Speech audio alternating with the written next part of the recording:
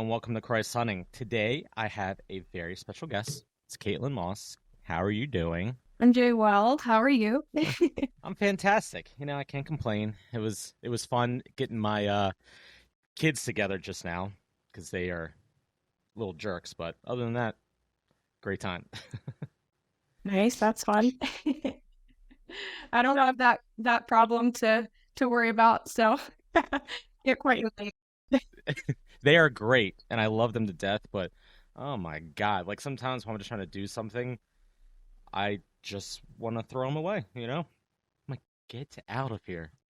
So I just have some questions for you. Just want to talk and hang out about some hunting stuff, and I know you're a hunter, obviously. So could you tell me more about yourself, like where you grew up? I know you're in Pennsylvania. You were not too far away from me because I'm in Maryland. And then you moved. So yeah, just something about like how you got into hunting and what you did growing up, where you grew up, stuff like that.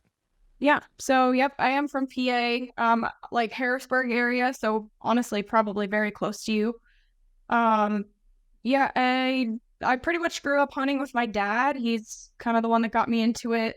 Pretty much as soon as I could walk, he was taking me along because my dad worked night shifts and my mom worked day shifts. So, whenever my mom was at work, I was with my dad. So obviously he wasn't about to miss hunting. So I went along and yeah, I kind of just have always done it. And when I was 14, crossbows were like officially legal as archery equipment in PA. So I started kind of my archery journey with a crossbow.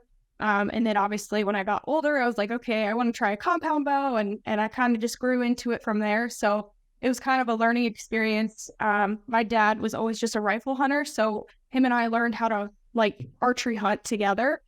And then when I went to college, I moved to Missouri and didn't know anybody, didn't have any friends with land or anything like that. So I just found some public land and kind of figured it out. And yeah, I video it just more so for the memories, but obviously in recent years I do it to kind of share my experiences with people. So I just have a following that has grown pretty organically and it's been really cool. So I've just kind of figured it out on my own, and I think people find that kind of fascinating. I don't know if it's just because I'm a girl, but yeah, I go out and I hunt and people seem to enjoy following along. Yeah, for me, I definitely enjoy it. Like I've been a fan of yours for a while, and this was gonna be a later question, but since we're on the subject of that, I have a 4-month-old baby daughter now, and for me, I wanted her to grow up loving the outdoors. My 5 and 3-year-old boys, they love going out with me when we go check the cameras and when we're scouting out new spots and picking corn. But what would you tell all the girls out there that they think that hunting's something that they probably won't be interested in just because that a lot of people just think it's a guy thing when it's not. But what would you tell them? I have a lot of people that ask me that because I feel like, all the guys want their daughters to like kind of grow up with it. But Of course.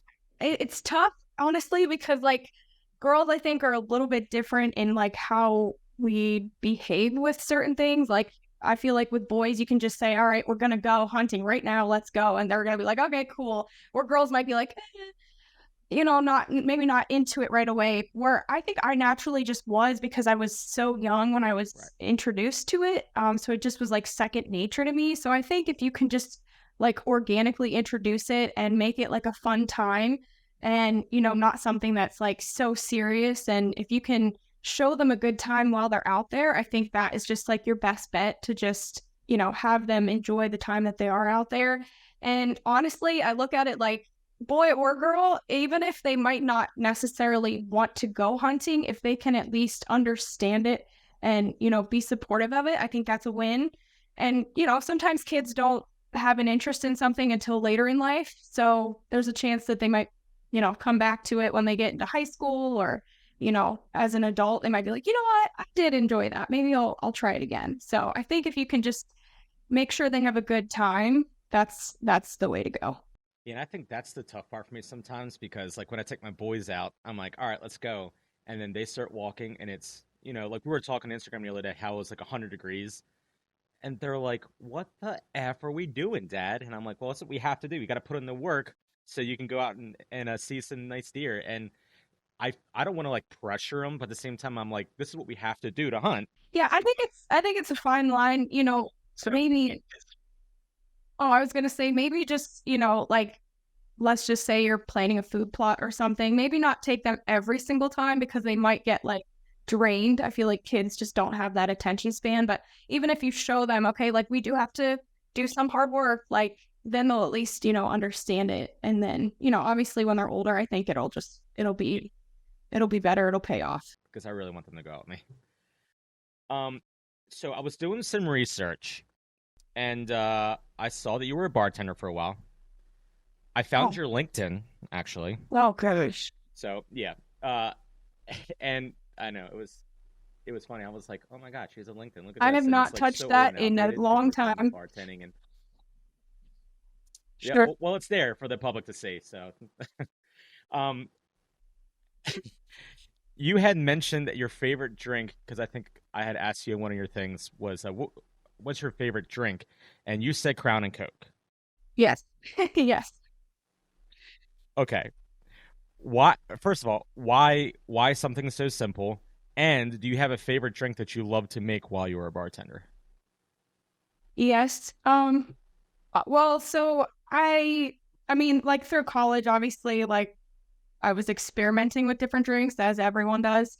And Crown and Coke, I just prefer whiskey, but Crown and Coke's just one of those that's like super easy to make. Like any bar you go to is gonna have Crown, like 9.5 times out of 10. So it's something that like if you go somewhere, they're gonna have it. And I'm not like a vodka kind of girl, so I just was like, what can I pick that's easy? So Crown and Coke is just my go-to and tastes good. So yeah, it's kind of what I like. But my favorite drink to make, and this was like something I kind of had to make up because I would always get people saying like, "Give me something that tastes good," or I don't know what to order, or something that's not too strong, all that. So it's raspberry and peach vodka, like half and half, and then you do sour mix, Sprite, and then a splash of grenadine on top, and it's just so good. Everybody that I've ever made it for loved it. Now, obviously, you have to like that kind of drink, but I mean, most girls that just want something like that tastes good, they loved it. So that was just like super easy, tasted good. Yeah, it's my go-to. Yeah, I so for the longest time, I was in the outdoor industry for about 15, almost 20 years. I was with the NRA, did all kinds of stuff, got to hunt with people. One of my old roommates, his name is Ben O'Brien. I don't know if you know him. He's pretty popular on Instagram. Has a big following on his podcast. He was with a Meat Eater for a while with Stephen Ranella, and yeah, me and him, we used to live together, worked at the NRA together. We met at the NRA, and then we started living together just because we moved back to Maryland because we moved out to Fairfax. We moved back to Maryland, had a house together, and then he moved out west to Illinois, and now he's big shot, like 70 some thousand followers, and yeah. So I did that for a while, and then I transitioned over to beer. So I went from the outdoors to having a career in beer, and I'm so over beer sometimes. That's why I always like ask people like what they like to drink because I'm just trying to get ideas. Like I want something different. So that drink you're talking about making sounds effing Yeah, I awesome, mean, if you and I want like to make some. vodka and if you like any kind of like sour mix, that's it's pretty good. But I'm not a beer drinker. I've tried, but I just not my thing. Really? You know what's funny is right now I'm literally drinking a Budweiser Oh Zero wow. because I'm trying to cut back on alcohol. So like when I want a beer, I actually do this. And my wife is always like, "How can you drink that? It tastes like beer." And I'm like, "Well, that's the whole point. Yeah. I'm I'm not drinking alcohol, but it tastes like beer." And I love a good beer, but bourbon's where I'm at now. I could drink bourbon all day. So I totally get what you're saying, whiskey. I'm kind of in my like experimental phase, like where I want to try like really good, just like sipping bourbons and whiskeys. So if you happen to come across any, let me know because I like Crown. That's my easy go-to, but I want to like branch out. Yeah, I got some recommendations. I'll shoot your way that are like relatively inexpensive too, like between 35 and $50 a bottle. Sure. And if you're like me, that whole bottle would probably last you 2 months. You know what I mean? So it's not like crazy expensive when you think about it. Longer than that. Yeah. There's some friends of mine that'll get like $100 bottle of bourbon, and then they'll like have friends over and they'll go through it every weekend. Like they'll buy. And I'm like, I don't know. Like it's cool, That's but fine every no. now and then. I can't do that all the time. Yeah. Yeah, yeah, I can't do it yet. Like when I'm with friends, like I'm going on a bear hunt in Canada in September. And it's the first time that I've ever done anything other than deer or turkey. So I plan on having a good time. I'm gone for a week. We're gonna do a podcast up there with everybody. So I'm probably gonna take some bourbon. Like I haven't been drinking hardly anything at all since January. I've been drinking this I don't even call it just hop water basically. So I'm gonna get a good bottle of bourbon and I'm really excited about it. So that's what I'm looking forward to. But you speaking of traveling, you went from PA to Missouri, you said, right, for school. And then where did you go after that? Where are you now? You're still Midwest, right? I am in Iowa. I'm in Iowa now. Yep. So I lived in Missouri for I think 5 years, 4 or 5 years, and then I bartended. Like I bartended through school, and then I bartended like a year and a half after school in Kansas City. So I actually moved to the Kansas side, so I could get residency, and then hunt both sides. But yeah, so I live there, and I'm now in Iowa, like up in like Des Moines area. I see you out there putting the work in. Is this land you just bought? Did you and Chris buy land together, or is it something that you're leasing, or did you buy it, or he buy it? How does that work? It's a lease. This is the third year that we've had this particular lease. He has his hand in some other pieces, but this is the only one that I have.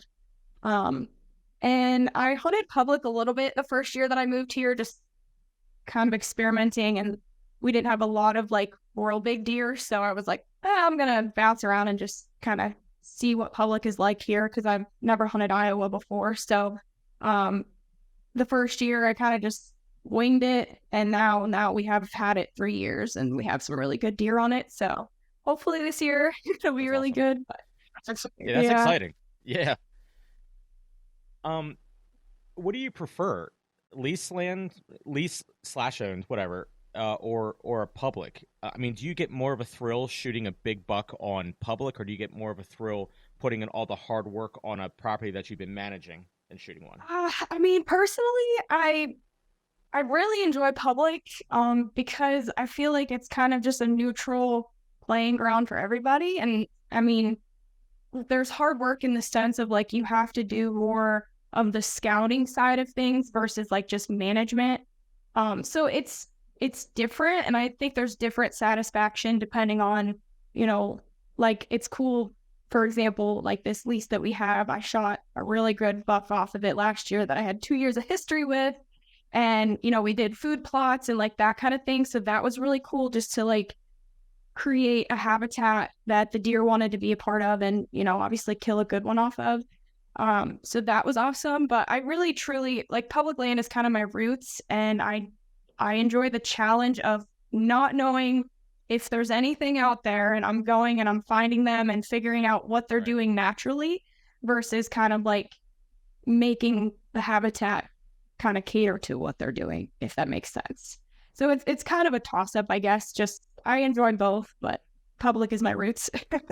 Yeah, I mean that sounds and like public. The only time I remember hunting public when I was younger, and I remember I was hunting inside of a drainage ditch because we had leased a field and there was public woods all around it, and I was inside a drainage ditch that we had perfect cover, and somebody was shooting a buck on our field from public, and I distinctly remember the bullets whizzing by me. Yeah, I've had that. Like literally yeah, and I was like, I don't like this anymore. Yeah, it's So unfortunate. I mean, to me, that's the terrifying part. yeah, there's definitely people who like kind of ruin it, but I think that's just few and far between to the extent of like Yeah. I don't have any issues. Like I'm not scared for my life to go out in public, you know. So Right, right. Yeah, like I was never like scared for my life. I was just like, why? Like I would rather just hunt. I understand. So this is like it's not a one. It's kind of a this next series of questions is it's a couple of them all together. So at what point did you say to yourself, I'm gonna do this full time? I want to be a hunting influencer. Okay, well, first off, what do you call yourself? Are you a hunting influencer or are you a hunting entertainer that just happens to have a influence because of a following? Or I don't honestly I don't really think I have a title. I would say I'm a hunter who has influence.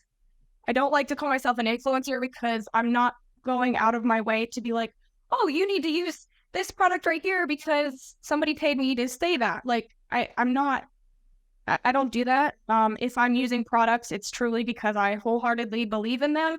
And that's not to say I don't have sponsors, but I only work with companies that I use their stuff like to the max, like believe in it. So I do, I guess, have influence, but I don't go out of my way to make that my goal. I'm hunting first, and you know, obviously, it's nice to share my experiences and share what works for me to help somebody else out. So, yeah, I don't know what the title would be, but I don't consider myself like a influencer. right, right. But you know what? You do influence people by because I guarantee you there are people who never thought that they could afford to go hunting and realize because of your videos that they have land that they can go hunt. And there are girls out there that look at you and say, "Oh wow, I can do this. I have my own land I can hunt. I can do it." Yeah, which is cool, and like that is kind of my goal to an extent. Like I guess if I would say anything, like I do want to have influence, but it's just more so to like show people what they can do if they choose to. So yeah, I don't know. No, it's cool though. It's cool that you have built up yourself by a dedication and hard work have built yourself up to be able to do that and not on purpose, but to show people that they can do it too, which is awesome. I think that's what a lot of people want to do is to have a positive impact on people, and people who are in the outdoors for the right reasons really do that. Yeah, for sure. It is cool and it's fun like networking with people and you know talking to people and I do my best to like you know engage with people whether it's comments or messages or whatever and you know I truly do want to help other people and that's not to say that I'm not always going to still learn you know for myself but any kind of conversation you can have is just really cool so I've enjoyed it. Yeah, that's good. So then, at what point did you say, "I I can do this full time"? Like, what's that thought process of, "I'm gonna stop doing the day to day grind of whatever 9 to 5 is, and I want to do this full time"? How do you? Because you had said to somebody in your comments that they had asked a question and said, "I want to do this full time. How do I do it?" And you said, "Give up everything else."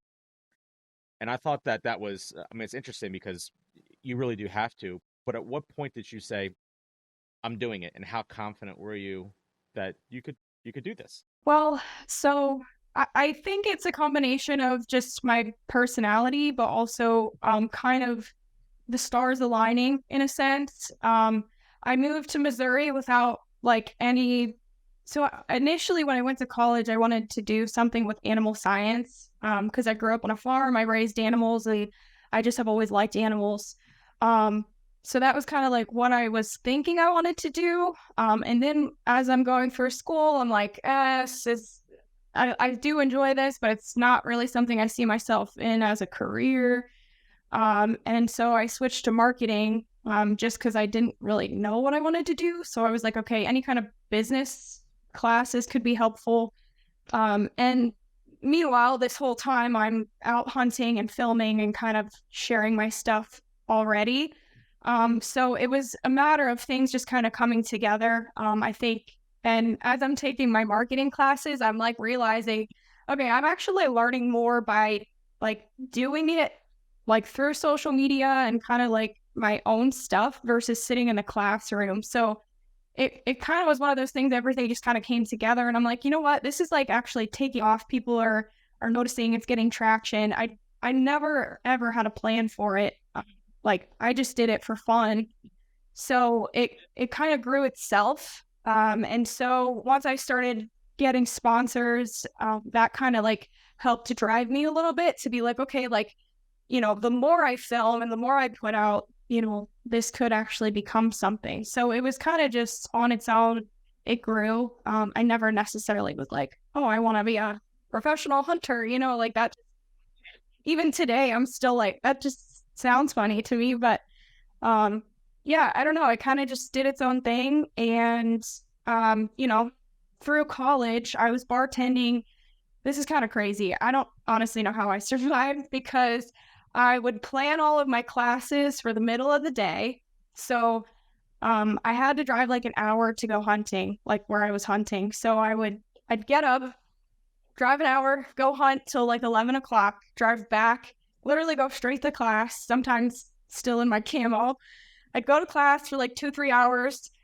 Then I'd go back out for the afternoon, sit all day till dark, and then I'd come back in. And then sometimes I would have to bartend, especially like on the weekends. I would have to go to work, bartend all night long. I'd get off at like 3 a.m. And then I would maybe get like an hour of sleep, and then I'd be driving back out. And I would do that like all deer season. So I don't know how I did it, but it was kind of one of those things. Like I'm a pretty naturally driven person, and I just was like, this is something I like to do, so I'm just going to do it, and hopefully something comes of it. If not, I'm still having a good time, So, uh, yeah, I didn't have a lot of money, but all my money that I was making was kind of going to fuel this, and I was literally at rock bottom at one point where my roommate and I were like sharing rent, like, okay, you got this month, I'll get next month, or I was living out of my car like for a little while, and it was just like this whole like combination of things where I think a lot of people would give up, but I'm just like, okay, I'm knee deep now. I gotta keep going. So yeah, it's kind of just one thing led to another. Yeah. When you were working all those crazy hours and being a psychopath, that you sound like, did you ever think to yourself, I'm gonna die? If at some point I don't get some rest, I'm not gonna make it. Yeah, and I still feel that way sometimes. I mean, yes and no. I think when you're in college, I mean, I think this goes for any college kid. You go out, you party every night, you come home and you repeat it every single night. So I think it's just like, sure, when you're that age, you're just a little more resilient and you can bounce back. So lack of sleep was not necessarily my first thought. Yeah, like now for me, in my early 20s, I could go out and party and then go to work and I would have no problem at all. If I think about taking a couple shots, I get a headache. I'm like, what the F is wrong with me? It's crazy. So that's why Budweiser Zero. If they want to sponsor me on this would be great because I drink this like water. So Chris got into this on a video. Um, he was talking about how much money he made per video, and I'm not gonna talk about numbers with you at all. The thing I do want to know, I'm just curious about how much percentage your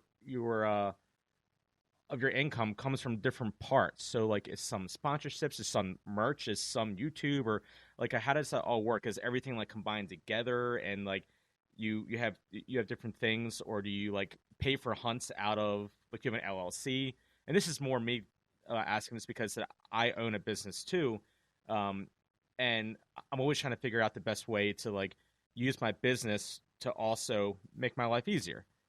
So with you, like how does that work? Like do you have like different percentage, like what would you say that the percentages of your salary come from different things that you do? Sure. Yeah. So I obviously have my YouTube channel. And I think you have to have like 10,000 subscribers to become monetized, and then like X amount of views on a certain, like on a video or something. So for a long time, YouTube didn't pay me until I hit that. And YouTube is tough because it's all ad revenue. So like one video, let's just make it easy. One video could get 10,000 views, and another video could also get 10,000 views, but they might not make the same amount of money. It's all there's a whole lot of stuff like CPM is what it's based off of, and there's just like a bunch of like behind the scenes stuff that even I'm still kind of like with. Um, yeah, Yeah, the cost yes, per minute or the click per yes, minute all and of watch that. time. So, um, it's really hard to gauge like how much you're gonna make off of YouTube because it really depends, and I mean, it honestly depends how much you're posting too. Like, if you're posting 3 times a month or 10 times a month, it obviously is gonna vary. So that's hard to give a percentage on, but it can either be like 80% or it could be 20%. Just depends on the month. Um, but there's that. And then I also, obviously, I have a few sponsors. So right now, I would say the sponsors are the majority just because of the time of year. And to be honest, I haven't been posting a whole lot lately. But come deer season, like everybody's on YouTube watching deer videos. So like my videos are going to obviously do a lot better in the fall versus like summertime. And then as of I think 2 years ago, I started like a merch line. So that also varies. But that's very low percentage. It's more so just like for people that want to support in some way other than just watching videos. Um, so yeah, it's kind of a weird guesstimate of like what it is you're gonna make. But like for me personally, right now, I would say sponsors are the majority. And then YouTube, it just kind of I would say flips depending on the time of year. Now, how many sponsors do you have? Like, I know that you posted that the one video for the 75th anniversary for a Bushnell, and I shared my video with my kids and me, and Bushnell didn't choose me to win the pair of binoculars. I was really sad, but no, yeah, you should be.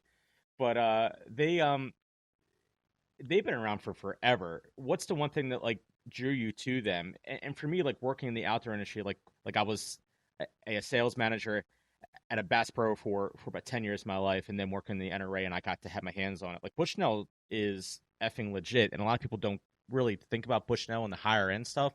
But I have an Elite 6500 scope on my hunting rifle, and it's probably the best scope I've ever put on a gun. Why do you like them? Yeah. I mean, I love them, but like, what's something that you love about them? Well, I think they get a bad rap because they're, like a Walmart brand, for lack of a better term.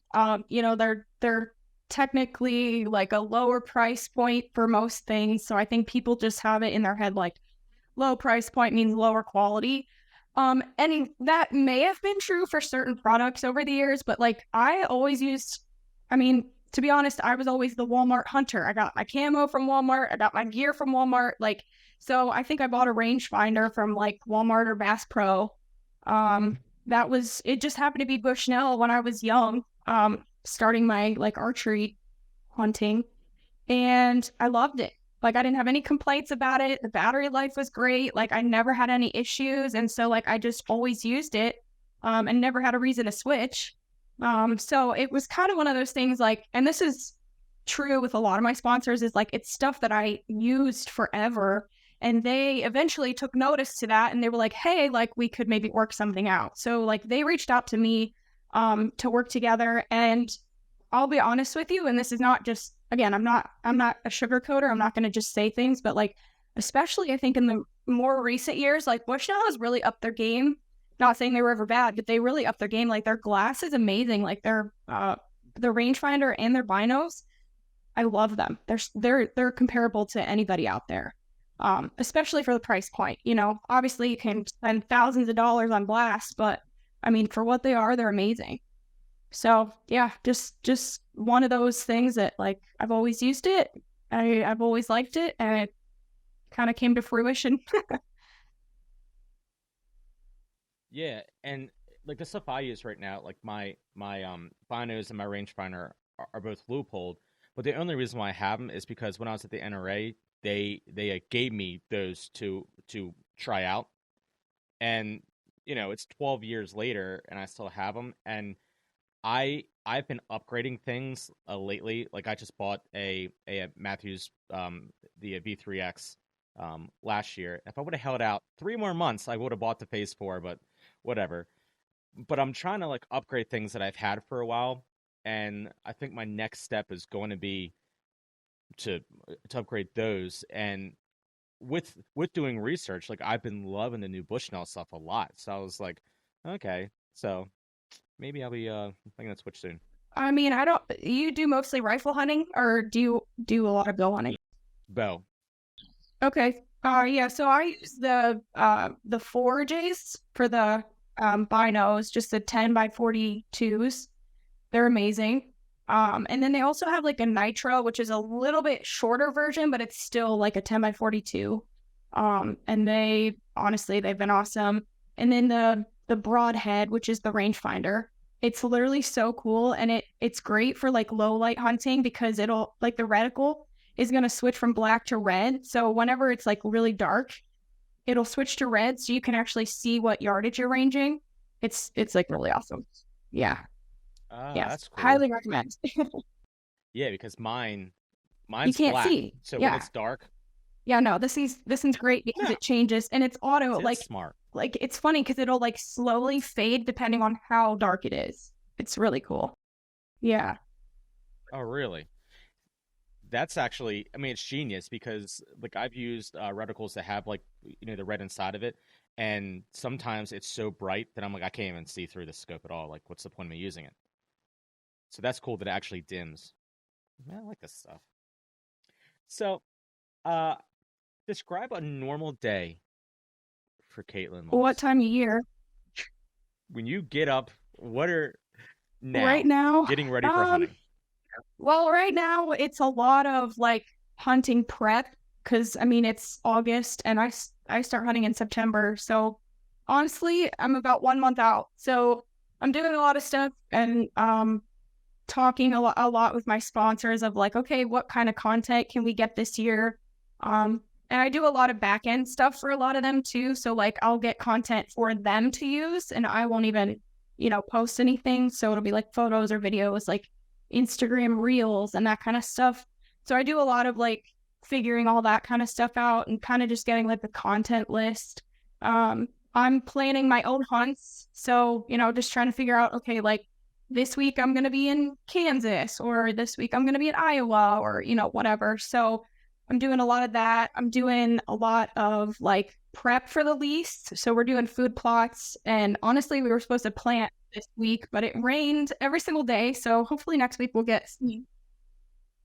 I Yeah, saw that you said it has been bone dry, I and swear to then all of God, a sudden this week it rained. literally Yeah, the entire that's the way it summer has is. been so hot and dry. And the 1 week that we're trying to plant, it's like downpouring every single day. I'm like, okay, cool.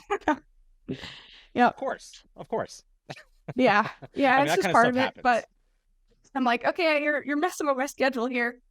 Um, but yeah, I mean, like day to day, it's kind of honestly like right now is a little bit like, kind of random. Like I'm doing laundry, like washing all of my hunting gear and putting them like in totes.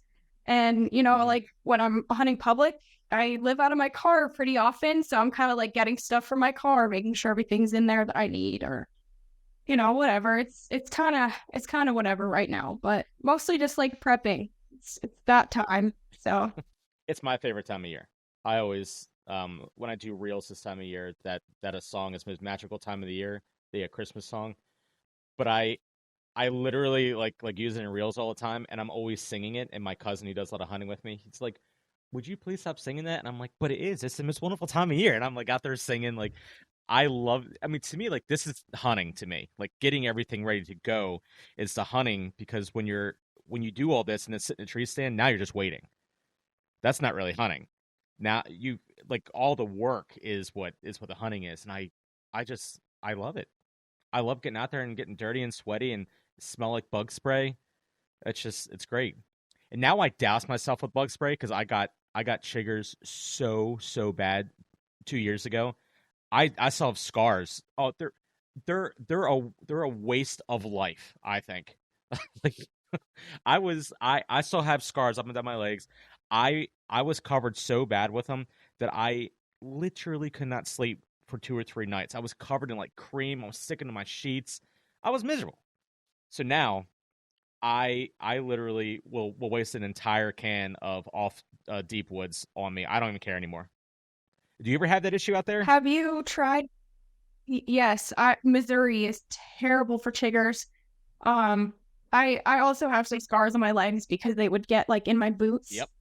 Terrible. Yeah. Have you tried permethrin? I I haven't because you have to put that on your clothes, right? So the reason why I haven't used them is because I do a lot of like I'm a pro staff for Spy Point, and I also do brand like I ambassading. Is know that a what you word? mean. I just made it up, but yeah, yeah. So I do a lot of stuff with a Nexus, which is a scent lock, and because it's carbon lined, you can't use that. So I've been with them for years, so I just haven't used it, and I usually douse myself underneath. Like I don't even care if I get DEET on my skin, like whatever. I'd rather have a little tiny burn than have that issue again. So that's the only reason why that I haven't used that. But it works wonders. Even if you, what if you like sprayed your socks? I wonder if that would help. It's a good idea. The good thing about Should do that. permethrin is My it's socks like and scent boots. free. So DEET, I feel like has a smell, doesn't it? Or like the off. Yeah, Oh yeah, it totally does. yeah. I don't Hmm. know.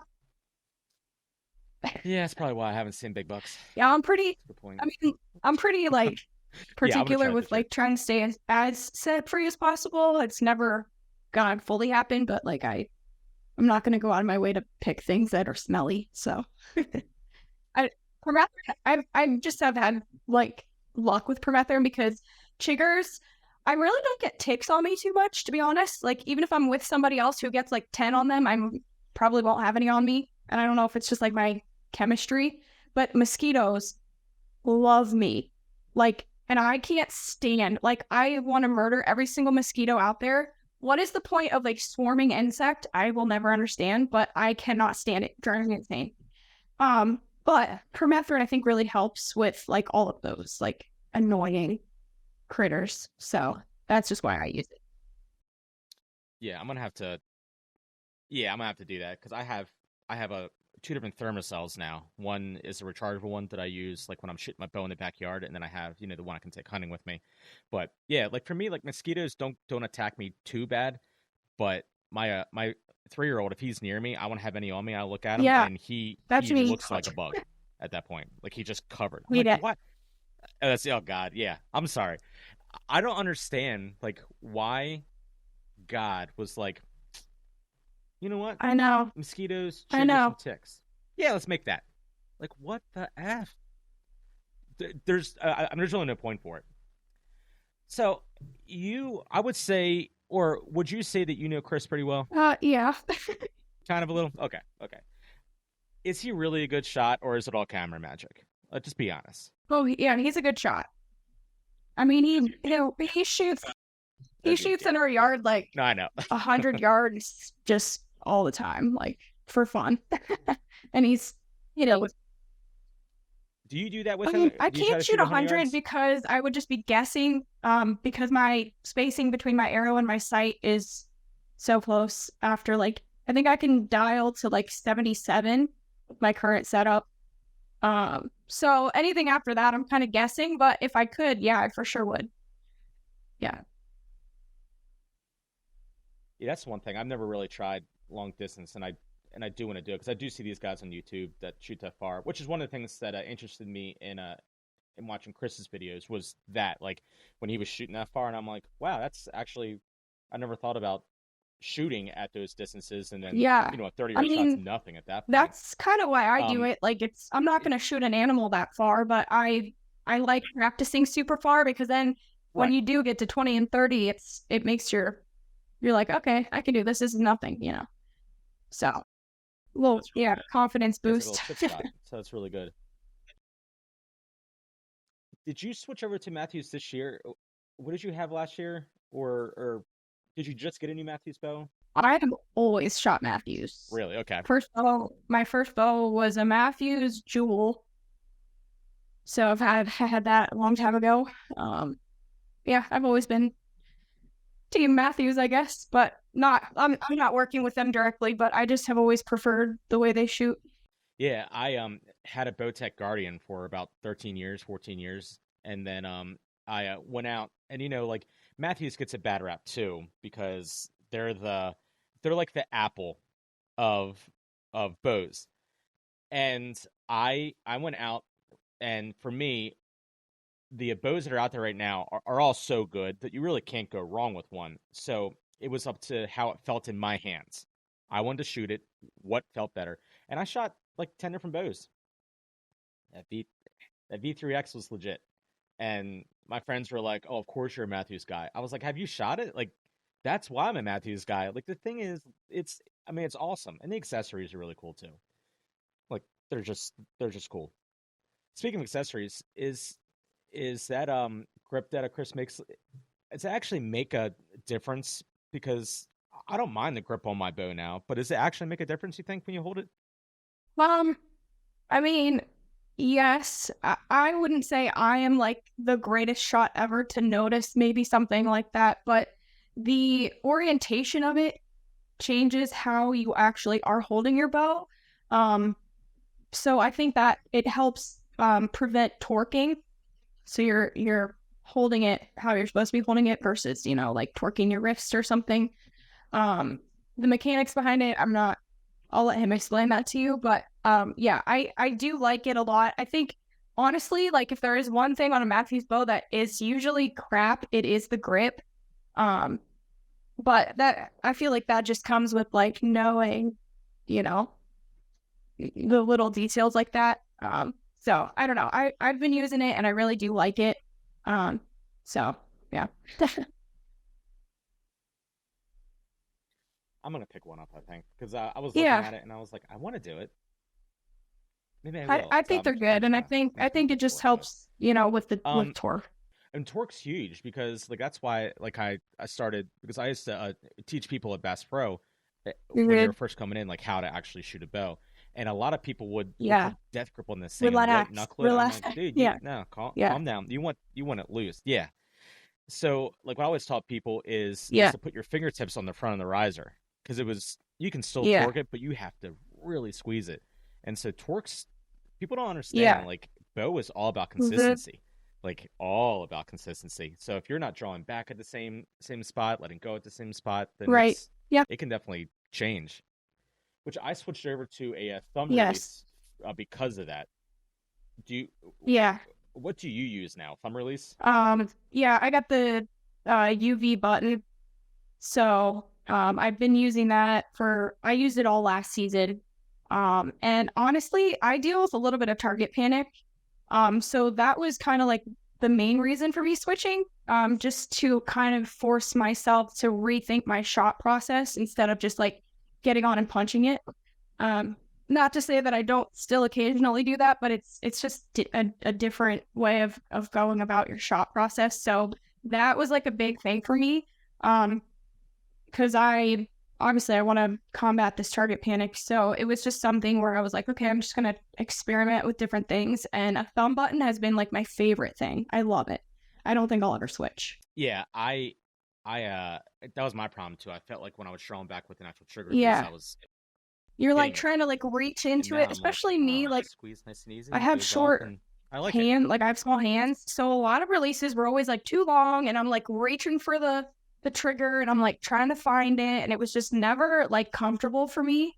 And I feel like a lot of people are like that. They might not realize it, but like I'll watch videos and I'm like, oh gosh, like yikes, like you're just like reaching for it, you're punching it or whatever. So I like having it in my hand. Yep, It's already basically about to go off and I just control when that happens. So I love it. I think it's the way too. So gun Oh, or a bow? bow for sure. Yeah. It sounds like you're a Yeah. bow person like me. Oh yeah, yeah. It's something about going in with a stick and a string and carrying on an animal. You know, I love it. Gun's fun, and I do gun hunting, but I only do it like I do like a opening weekend just because why not? And then in late January, or no, it's early January. It's like the first weekend. It's a Thursday, Friday, Saturday, Sunday. Maryland has a small little gun season too, and so I'll go out to like Western Maryland's and we'll like you know just camp out and then we'll do that. But that's the only time I gun hunt. Yeah, I do a Just little bit. I hunt turkeys with a gun, just because.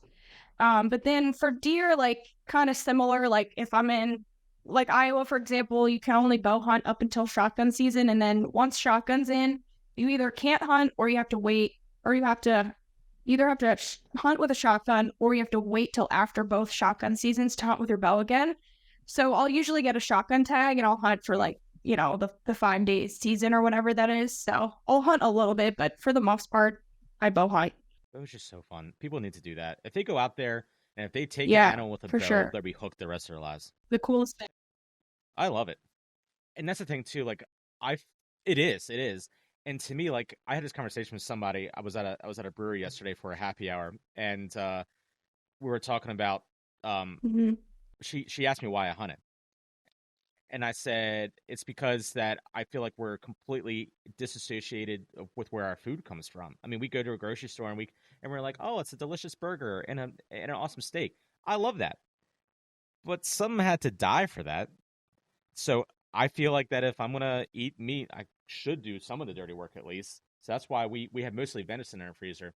I mean, I'm never gonna turn down a steak. Like if you come in there and you're like, "Hey, Ty, here's a ribeye," I'm gonna be like, "I will eat it out of your hands. Like, let's go." But I'd rather do the dirty work, and I think that's what people they think that all hunters are just trophy hunters. Now, if a nice buck walks in front of me or a doe, I'm gonna shoot the nice buck, of course, but I'm gonna eat it. Yeah, I agree. So I think people need to I understand have that. I actually am Yeah, just starting because. I say this and I kind of slacked on it, but I'm starting like a cooking series um for that reason. Yeah, for that I reason know. The because turkey I ones feel are great. like there is a disconnect at least without like outside of the hunting space. Obviously if you're not a hunter, you don't realize like a lot of those details of like what actually goes into your food. Unless you're happening to grow your own food, then you might Hmm. understand a little bit. But like obviously hunters understand, but I think there's a lot of people out there who might, for example, like a guy who hunts gets into a relationship, marries a girl who has never hunted, and she's like, okay, cool, now what? Like, how do I, relate to this? And I have been trying to kind of make these videos where it's like, okay, maybe she might not hunt, but like she might be the one who cooks dinner. And if you have recipes that are good and like something that she can look forward to, like, oh, I can make this fun meal that we can both share, like, then that's something that can kind of bring people together. And I've really kind of wanted to finish the process, I guess, in my content where it's like, okay, I'm out here scouting, I'm out Hmm. here doing this work, that work, whatever. I'm hunting, I'm killing, and then I feel like it's like that's it. Nobody sees what happens after that. So I feel like the cooking videos could be a really good way to like kind of wrap everything and tie it all together. And then obviously give something for people to look forward to maybe, oh, my husband shot this deer, now I can go and make this really cool meal or, whatever. But Exactly.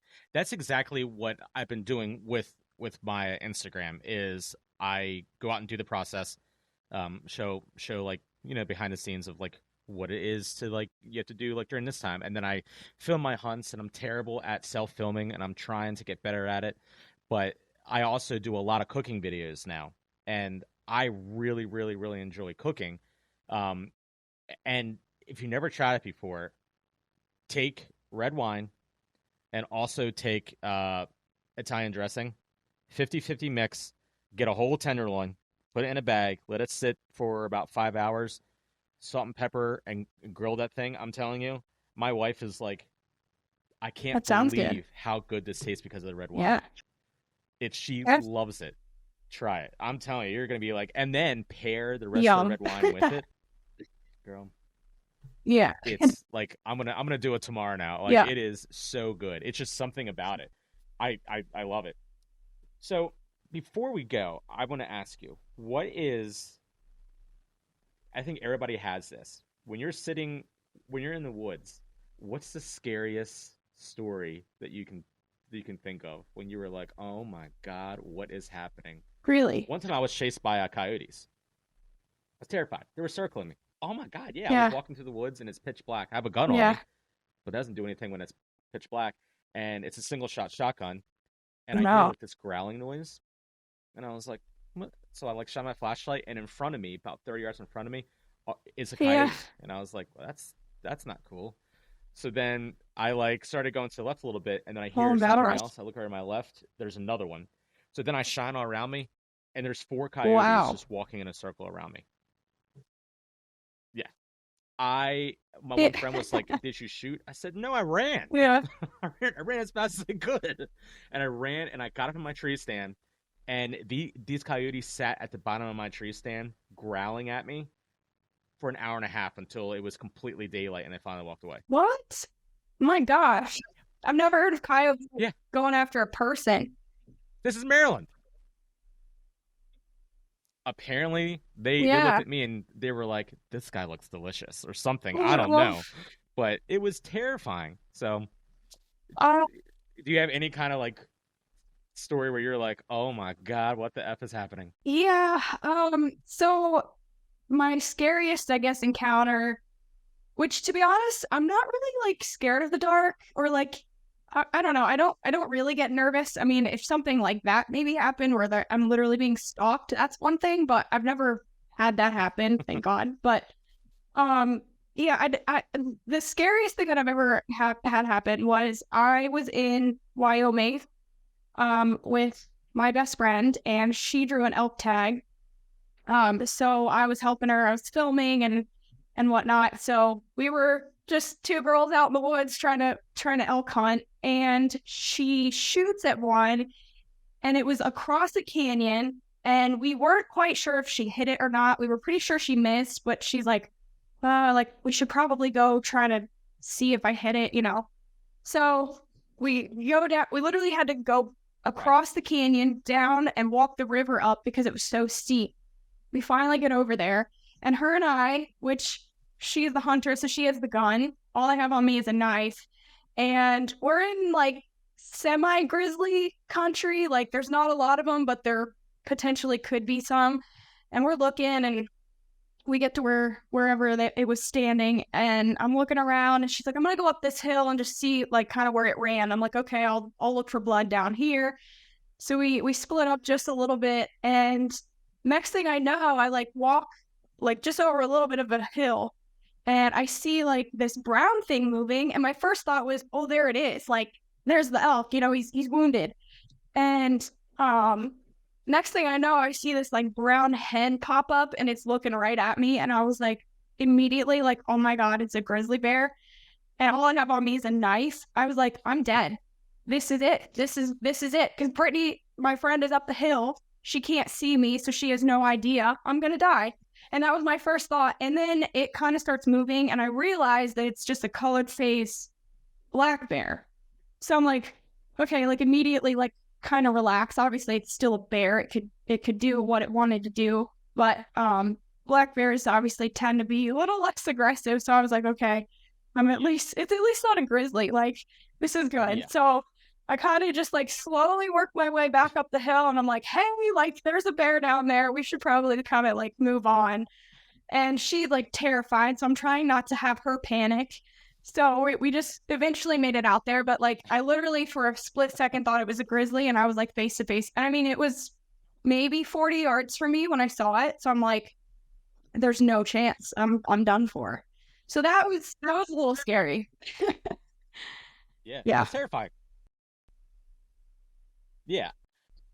Speaking of black bear, when I go to Canada, I can only bring my bow. So I'm bow hunting for this. And they were like, Yeah. you can bring bear spray in your bow. Well, And I was I like, mean, "Oh, okay." So, yeah, my friend is going with me and he's going to eh, record. there you So, go. he's going to bring a I machete. mean, so like there's a bunch of black bears in Yeah. Pennsylvania, so like I grew up with them, and I mean 99% of the Huh. time they're more scared of you than what you're going to be of them. I mean, if you have a mother with cubs, that's maybe the biggest exception. But yeah, I mean, like Yeah. a grizzly will just kill you because they want to, like for fun. Black bears usually need to have a reason, so it's like Yeah, it's the terrifying. second I realized it was a black bear, I was like, okay, like there's a chance here, you know, it's gonna be fine. But like, oh gosh, terrifying. Yeah, Yeah. That is terrifying. sure. And my last question is, what's your dream hunt? If if if you can, well, since you are Here. doing this now for a living, are you actively trying to plan your dream hunt? And what is it? I mean, yeah. there's a lot of hunts that I would love to do, but like I don't know why. I really don't have a particular reason, except I think they're very cool. Is I would love to shoot like a giant caribou with a bow. Like that's like my, I would say if I had to say a bucket list hunt, that would be my bucket list Hmm. hunt. And I am Yep. like in the back of my head planning for it, but like I'm not like, okay, in 2 years I'm gonna do it. I haven't really planned that far ahead, but like that is like my one thing is I would love to shoot just like a Right. really cool giant caribou, probably like in Alaska or something. Um, with a bow. Yeah. Yeah. No, I totally get it because my dream hunt is Yeah. a big bull elk with my bow. Yeah. I don't know where I'll put Right. the mount. Like I'm looking in my Yeah. basement where I'm at right now, and I have deer all over the wall, Yeah. and this thing would have to go on the floor and probably touch the ceiling. But I'm willing to do that. I'm willing to get my wife completely There you pissed at go. me for me to just put it in the basement. I'm like, you Yeah. want to go down there? I'll It'll fit make it it through work. the basement door somehow. But that's my goal. That's what I want to do. Yeah, exactly.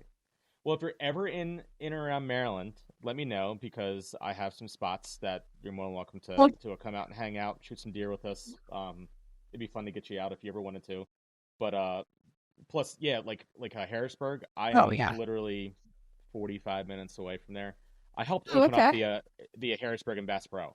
Like when it first opened up, I was there for about a month, and I literally stayed in a hotel right in Harrisburg and like helped open up that Nice. store. So I'm pretty familiar with Yeah. that area. So yeah, we're not far at all. But yeah, thank Yeah. you again for coming on. It was fun. And yeah, I know it took Well, I think forever for us when to did you plan reach it, out to me the but first I'm glad time? we It, actually it got it was done. during deer season, wasn't it? You're Oh, busy. was it turkey season? Oh, it was like Yeah, April. yeah. I It was was very busy with it. it's turkey, Really? which I still haven't shot a turkey yet. Yeah, yeah, yeah. I want to. I've been actually trying for the past 3 years. I'm Turkeys? terrible. I'm absolutely terrible because I can't fish. Oh, I think we did discuss that. We neither of us are good at fishing. Yeah. You did. Yeah, you said you're terrible. I'm terrible fishing, Yeah. and I'm learning how to turkey hunt. Yeah. Like I can shoot, but I can't get them close enough. It's a like Uh, art form, I guess, in a sense, because I went years and years and I was the same way. I was so terrible at it. And then I shot one, and then for whatever reason, I just magically was able to keep shooting them. So I'm not gonna try to jinx myself, but like it's almost like you just have to break the barrier somehow, and then you're golden. But turkeys are such a weird bird because they're like the smartest animal in the woods, and they're also the dumbest animal in the woods. So it's like there's no in between. hmm Yeah. That's that's exactly what my friend said. Like he's like it is the smartest animal in the woods, but if you put a Don't blind care. in right in the Yeah, middle of the it's field, weird. they wouldn't even care about it. Yeah, Like yeah, and a deer will be like, "What? yeah. What is that?" Like they know. It's just funny to me. Well, cool. Well, thank you again. And I'm gonna try to edit it in the next couple days, but I'll do like some YouTube stuff and I'll or not YouTube. It's gonna go on YouTube, duh. But I'll Whoops. do some Instagram stuff and Yeah, have fun with it. So yeah, well, thank you again. nice. And wow, just under an hour. It's perfect timing. Yeah. Well, thank you. Okay, thanks for having me.